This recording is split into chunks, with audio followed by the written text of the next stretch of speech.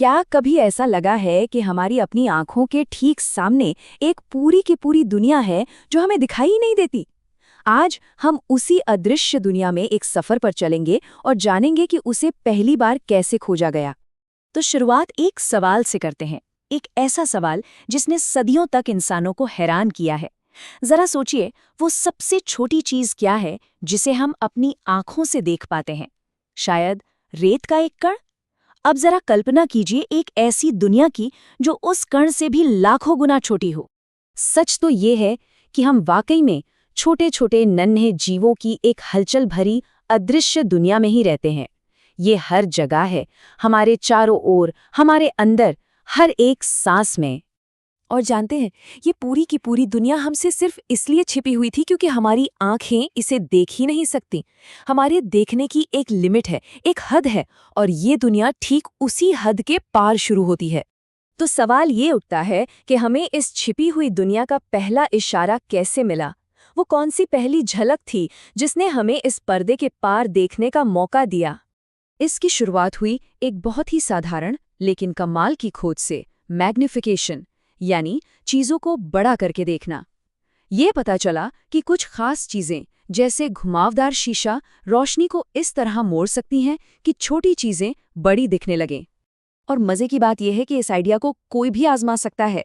जैसे अगर एक गोल फ्लास्क में पूरा पानी भरकर उसे किसी किताब पर रखें तो अक्षर अपने आप बड़े दिखने लगेंगे।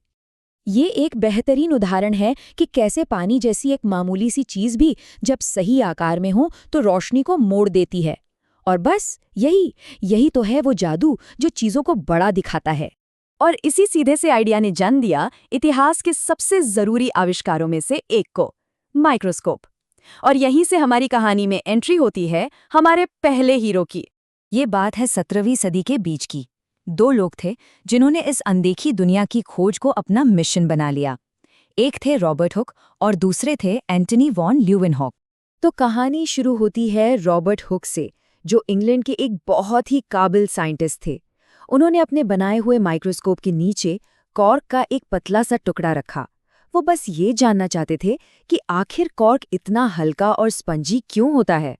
और जो उन्हें दिखा उसने उन्हें सच में चौंका दिया। कॉर्क का वो छोटा सा टुकड़ा हजारों नन्हे नन्हे खाली कमरों से बना हुआ था, बिल्कुल एक मधुमक्खी के छत्ते की तरह। ये उनके लिए एक यूरिका मूवमेंट था।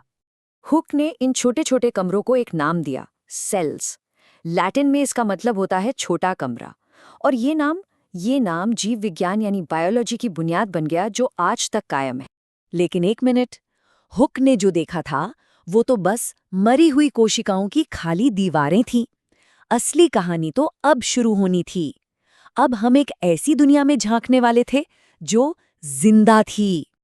अब कहानी में आते हैं हमारे दूसरे हीरो एंटनी वॉन ल्यूवेनहॉक। ये हॉलैंड के एक कपड़ा व्यापारी थे, पर उनका जुनून था लेंस बनाना। ऐसे लेंस जो दुनिया में किसी के पास नहीं थे। और अपने इसी जुनून से उन्होंने चीजों को बड़ा देखने की कला को एक नए लेवल पर पहुंचा दिया। अपने छोटे लेकिन बहुत शक्तिशाली माइक्रोस्कोप से वो इतिहास के पहले इंसान बने जिन्होंने जिंदा माइक्रो ऑर्गेनिज्म को अपनी आंखों से देखा। ये साइंस के लिए एक बहुत बहुत बड़ी छलांग थी।